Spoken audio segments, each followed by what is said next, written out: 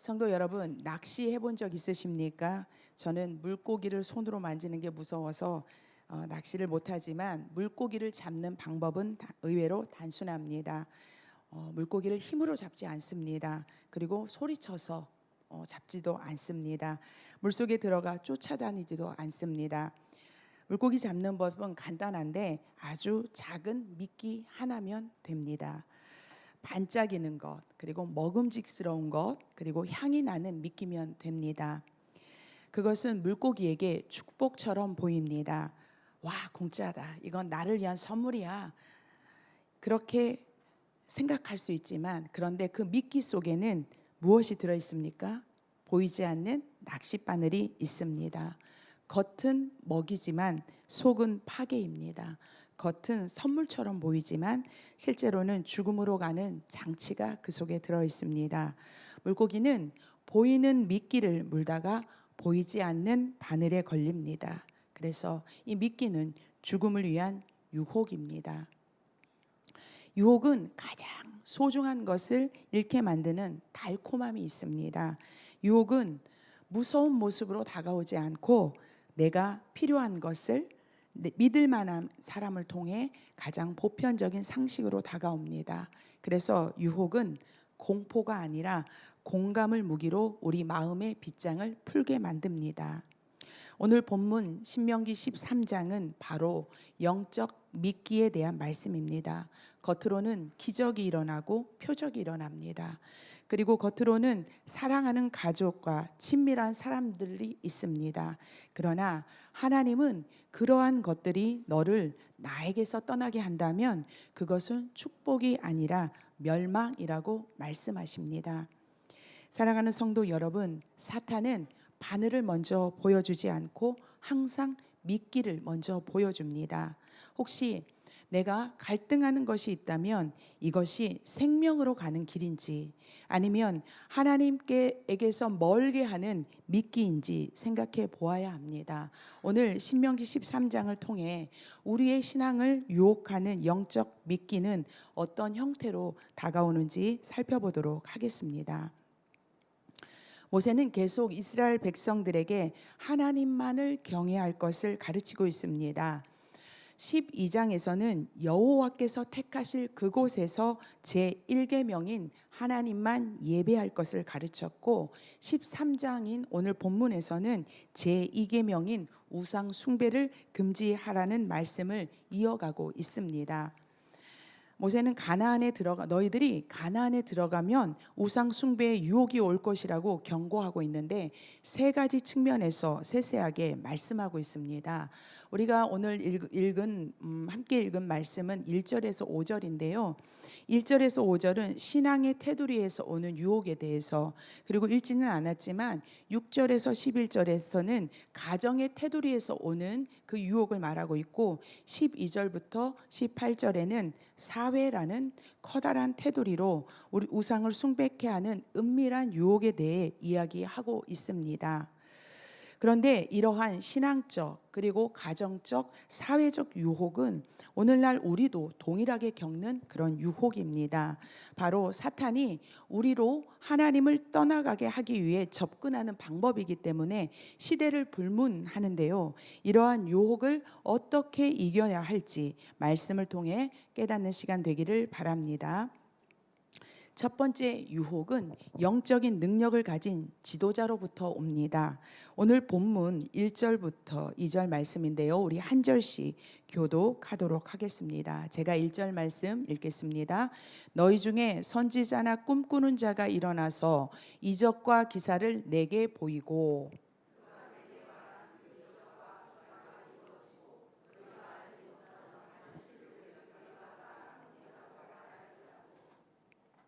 고대 사회에서는 이 선지자나 꿈꾸는 자가 아주 중요한 위치에 있었습니다. 이들은 특별한 사역이죠. 선지자, 하나님의 뜻을 전하고 또 하나님이 꿈을 통해 보여주신 것을 알려주는 이 사역을 통해서 권위를 부여받은 자들이었기 때문에 이들이 하는 말 한마디 한마디에는 대단한 힘이 있었을 것입니다.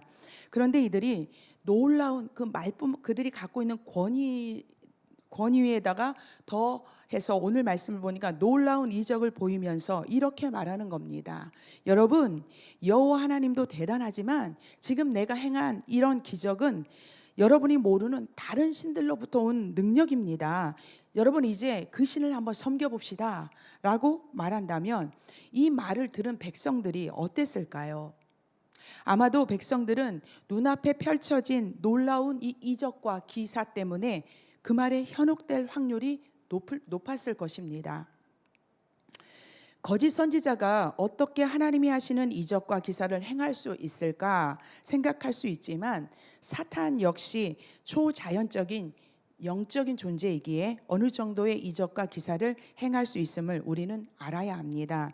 출애굽 당시에 애굽의 마술사들도 모세가 하나님이 주신 능력으로 10가지 재앙을 내릴 때 그와 비슷한 기적을 행했던 것을 우리는 압니다. 그래서 우리는 겉으로 드러나는 이적이나 기사가 이게 다 하나님의 능력이다라고 생각해서는 안 됩니다. 이적과 기사를 보이는 선지자라는 이 타이틀은 정말 경이롭고 대단한 것입니다. 그러나 그들이 자신의 지위나 또 그들이 행하는 이적이 아무리 대단할지라도 그들의 입에서 나오는 말이 하나님이 아닌 다른 신을 섬기자, 예수 그리스도 외에 다른 복음이 있다라고 말한다면 그 사람은 거짓 선지자임을 우리는 알아차려야 합니다. 그 사람이 그동안 어떤 강력한 메시지를 선포했고 또 대단한 부흥을 이끌 만한 능력이 있을지라도 그가 다른 복음을 이야기한다면 우리는 분별할 수 있어야 합니다. 지난주 대전중앙지방회가 열렸습니다. 중앙지방에 속한 50개 교회가 모여서 회무를 진행했는데요. 기타 토의 시간에 한 목사님께서 메시아닉주 운동을 이단으로 규정해달라라는 청원을 했습니다. 여러분, 메시아닉 주가 뭐냐면 예수를 메시아로 믿는, 섬기는, 따르는 유대인이라는 뜻입니다.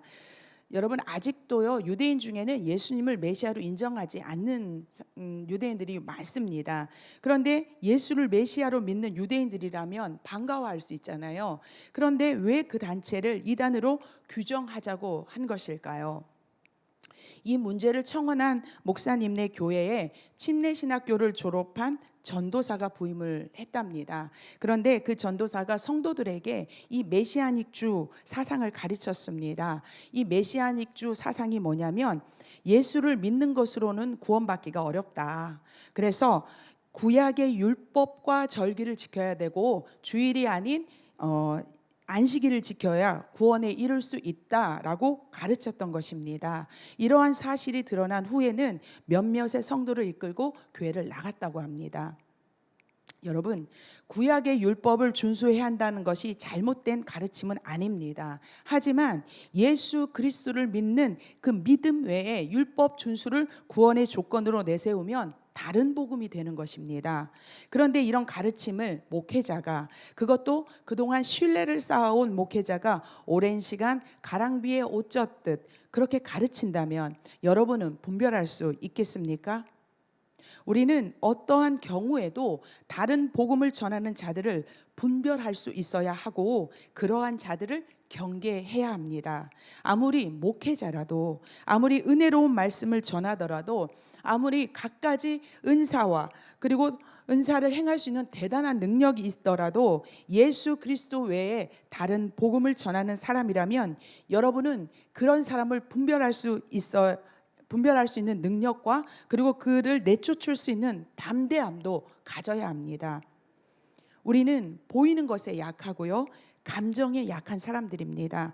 눈에 기적이 나타나면 하나님의 능력이 임한 것으로 착각하고요, 그 일을 행한 사람에게 맹종하려는 연약함이 우리 안에 있습니다. 기도의 능력이 나타나요. 그리고 말씀의 권세가 나타나면 우리의 마음이 솔깃합니다. 하지만 나타나는 눈에 보이는 기적과 말씀이 나를 하나님께로 더 가까이 가게 하는 것이 아니라 하나님이 아닌 사람이나 또 돈이나 어떤 신비한 체험을 의지하게 하는 것이라면 그것은 거짓 메시지라는 사실을 기억하시기 바랍니다. 오늘 본문에 기인하여 말씀드리자면 아무리 신앙의 지도자라 할지라도 여러분을 다른 복음으로 이끌 수 있음을 아시고 그런 자의 말을 듣지 마시기 바랍니다.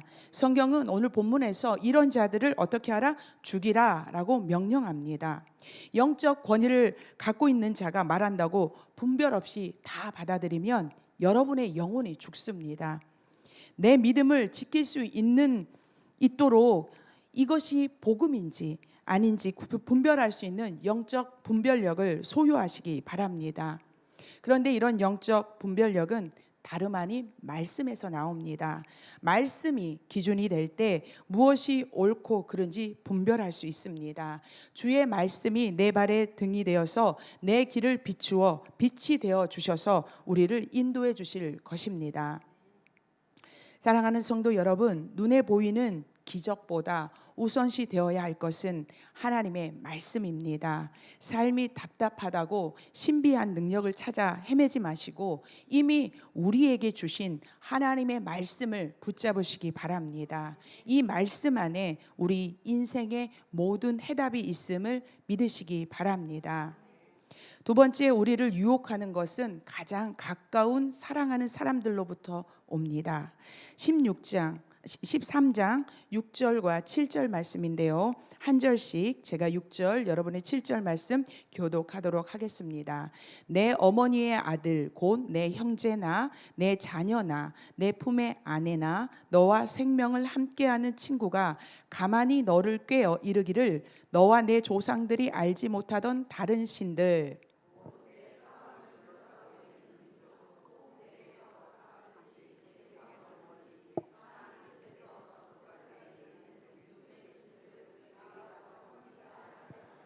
아멘. 사탄은 아주 자주 거절하지 못하는 우리의 인간의 정을 이용해서 우리를 공략합니다. 부모나 아내, 형제, 그리고 정말 가까운 친구, 이런 사람들이 야, 다른 길로 한 번만 가보자 라고 하면 어떻게 해야 할까요? 가족이 원하니까, 가정의 평화를 위해서 여러분 그 길을 가시렵니까? 성도 여러분, 부모에게 순종한다고 믿음의 길에서 떠나는 게 효가 아닙니다. 사랑하는 배우자가 원하는 것이라고 다 들어주는 게 사랑이 아닙니다. 나를 위해 생명을 아끼지 않는 친구가 바란다고 해서 신앙을 저버리는 것이 의리가 아닙니다.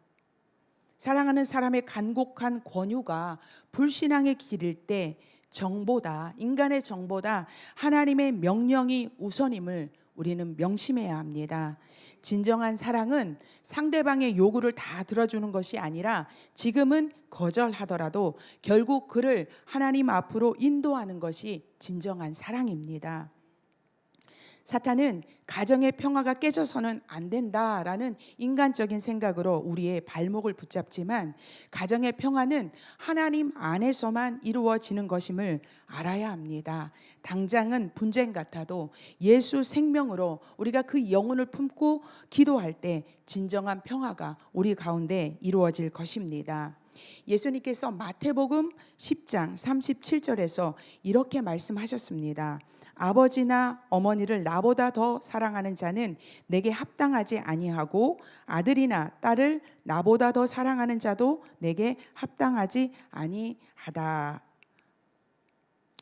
성도 여러분, 하나님이 사랑하는 가족을 우리에게 주셨지만 가족이 하나님보다 우선일 수 없습니다. 만약 우리의 가족이 신앙을 타협하자고 할 때 선뜻 응하지 마시고 그리고 벌컥 화를 내서 감정적으로도 대하지 마시기 바랍니다. 우리는 그 시간에 기도함으로 우리가 그 시간을 이기시는 지혜로운 여러분들 되시기를 바랍니다.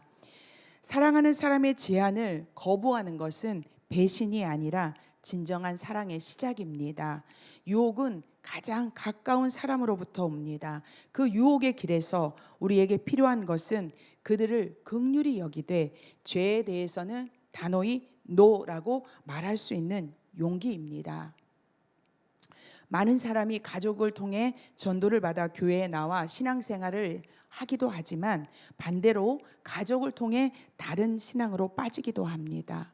아무리 가족이라도 나를 하나님에게서 떠나게 하는 것은 듣지 말고 따르지 말아야 할 엄청난 죄임을 깨닫고 굳건하게 믿음을 지키시기를 부탁드립니다. 세 번째 유혹은 우리가 사는 사회라는 큰 공동체에서 옵니다. 첫 번째 유혹은 신앙의 울타리에서, 두 번째 유혹은 가정의 울타리인데, 이 첫 번째와 두 번째는 개인의 영역이라면 세 번째 이 사회는 공적 영역으로 범위가 더 확대되었습니다. 신명기 13장 12절과 13절 말씀을 쉽게 이해하고자 이 시간에 현대인의 성경으로 교독하도록 하겠습니다. 제가 12절 말씀을 읽겠습니다.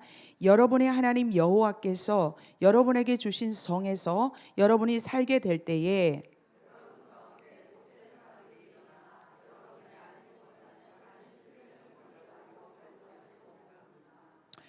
자, 13절에서 다른 신을 섬기자고 유혹하는 사람들을 현대인의 성경에서는 못된 사람이라고 말하고 있고요. 우리가 보고 있는 이 개역 개정에는 불량배라고 표현하고 있습니다. 개역 한글에서는 잡류라고 기록되어 있습니다. 성경이 이들을 불량배나 못된 사람으로 말하는 이유는 이들이 우리의 신앙을 하나님이 아닌 다른 것으로 빼앗기 위해 사회 분위기를 교묘히 조장하는 그런 세력이기 때문에 그렇습니다. 예를 들어서 돈은 곧 능력이고 성공과 축복의 산물이다라고 사회적 분위기를 몰고 갑니다. 인생의 성공이 돈에 있는 것처럼 사람들을 부추겨서 돈이 아니면 성공하지 못한 것처럼 실패자처럼 인식하게 만듭니다. 야, 요즘 세상에 그렇게 정직하게 일만 해서 어떻게 돈 벌겠어?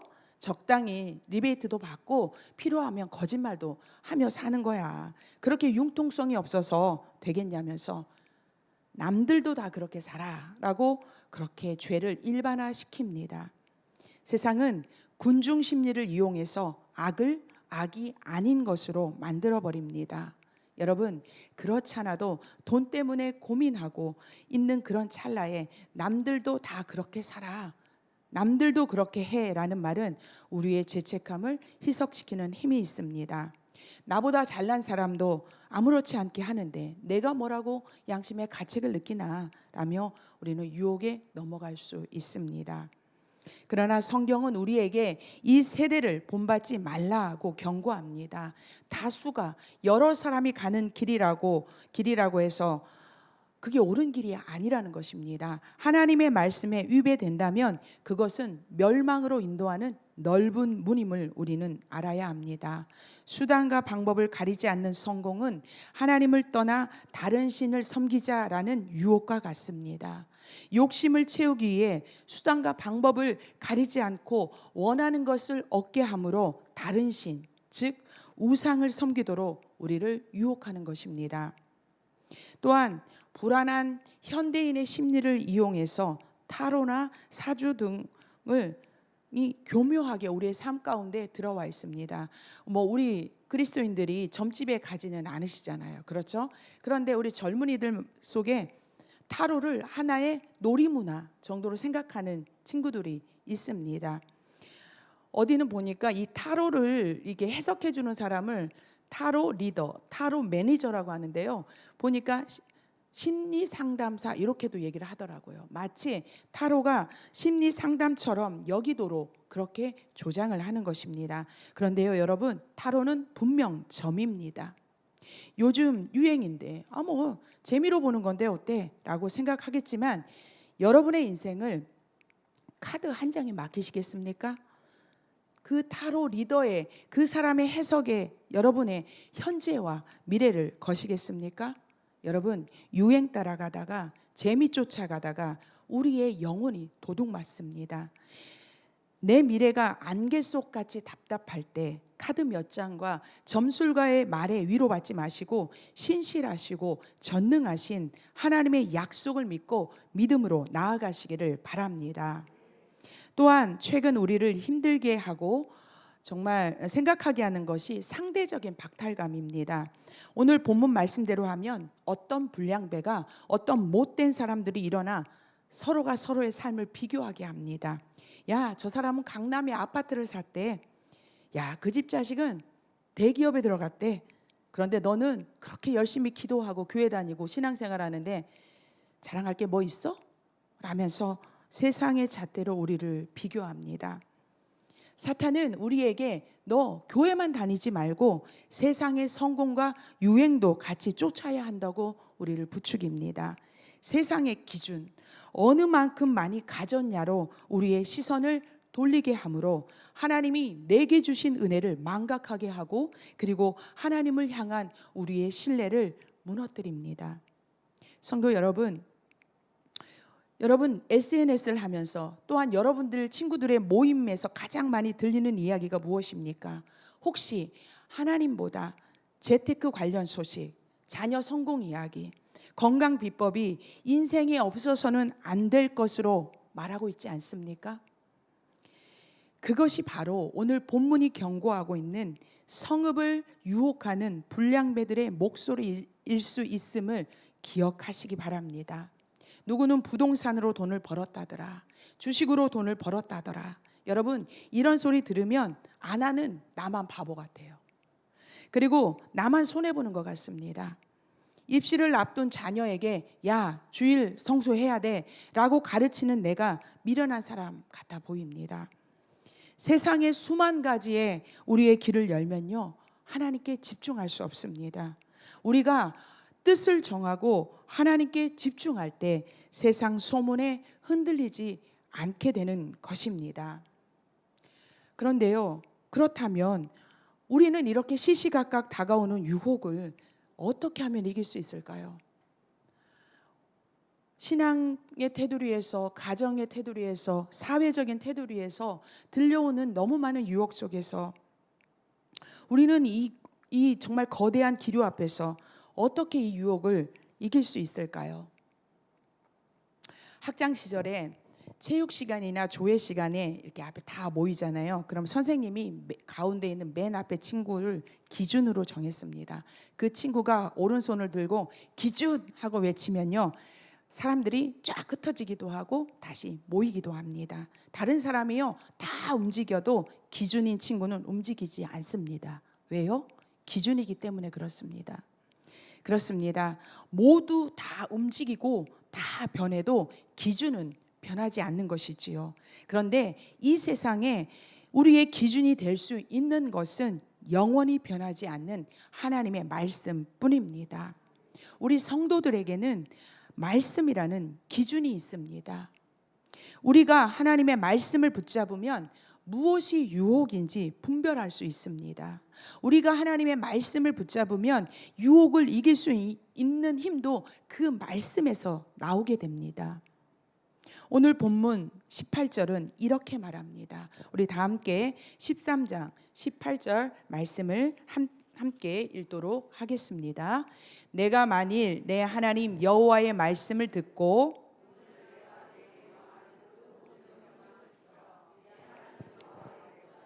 정직하게 행하면 이같이 되리라. 아멘. 내가 하나님 여호와의 말씀을 듣고 지켜 행하면 그 앞에 있는 17절에서 말씀하신 번성을 너희에게 주겠다라고 약속하고 있습니다. 사랑하는 성도 여러분, 우리가 그렇게 갖고 싶어 하는 번성의 축복은 결코 세상에 있지 않습니다. 하나님 안에 있는 줄 믿으시기 바랍니다. 하나님의 말씀을 지켜 행하면 하나님께서 주시는 것을 믿으시기 바랍니다. 지금까지 우리는 하나님이 아닌 다른 신을 섬기자고 유혹하는 우리의 삶에서 오는 그 세 가지 유혹을 살펴보았습니다. 신앙의 테두리에서 때로는 신앙의 지도자가, 가족이, 사회가 우리의 삶 전방 위에서 다른 신을 섬기자는 유혹이 온다고 했는데, 이런 유혹이 우리에게 일어나는 것을 본문 13장 3절 하반절에서 이렇게 말하고 있습니다. 3절 말씀 빨간 줄이 있죠? 제가 읽어보겠습니다. 너희의 하나님 여호와를 사랑하는 여부를 알려하사 너희를 시험하심이니라. 아멘. 여러분, 시험하다라는 단어는 영어로 두 가지 단어를 사용합니다. 하나는 테스트고요, 하나는 템테이션입니다. 두 가지 다 시험하다라는 뜻이 있지만 사용처가 다릅니다. 하나님이 우리의 믿음이 어떠한지 살펴보실 때는 테스트를, 그리고 사탄이 우리를 유혹할 때는 템테이션을 씁니다. 그런데요, 이 신명기 13장은 하나님의 시험, 테스트와 사탄의 유혹, 템테이션이 모두 다 들어 있습니다. 거짓 선지자가 보이는 이적과 그리고 기사, 가족의 달콤한 권유, 사회적으로 우리를 압박해오는 이 모든 것들은 바로 우리를 유혹하는 사탄의 템테이션입니다. 사탄이 우리를 유혹할 때 우리는 하나님의 말씀으로 이겨서 하나님의 테스트를 통과해야 합니다. 예수님께서 돌을 떡덩이로 만들어 보라라는 이 사탄의 유혹을 말씀으로 물리치신 것처럼 우리도 여호와의 입에서 나오는 말씀으로 이겨내므로 하나님의 테스트에 당당히 합격하시기를 축복합니다. 성도 여러분, 사탄은요 끊임없이 우리를 흔들 것입니다. 그러나 두려워하지 마십시오. 하나님은 우리에게 말씀이라는 것을 우리에게 주셨습니다. 하나님의 말씀이라는 이 견고한 닻을 우리가 내리고 있다면 사탄의 유혹은 오히려 우리의 믿음이 진짜인지 가짜인지를 증명하는 영광스러운 테스트가 될 것입니다. 우리가 하나님의 말씀을 붙잡을 때 하나님이 아닌 다른 신을 믿도록 조장하는 수많은 유혹을 분별할 수 있게 될 것입니다. 여러분, 오늘 여러분 앞에 어떤 고민이 있습니까? 어떤 유혹이 있다면 하나님의 말씀으로 물리치셔서 하나님께만 딱 붙어 있는 그런 성산교회 성도님들 되시기를 예수님의 이름으로 축복합니다. 우리 이 시간 세 가지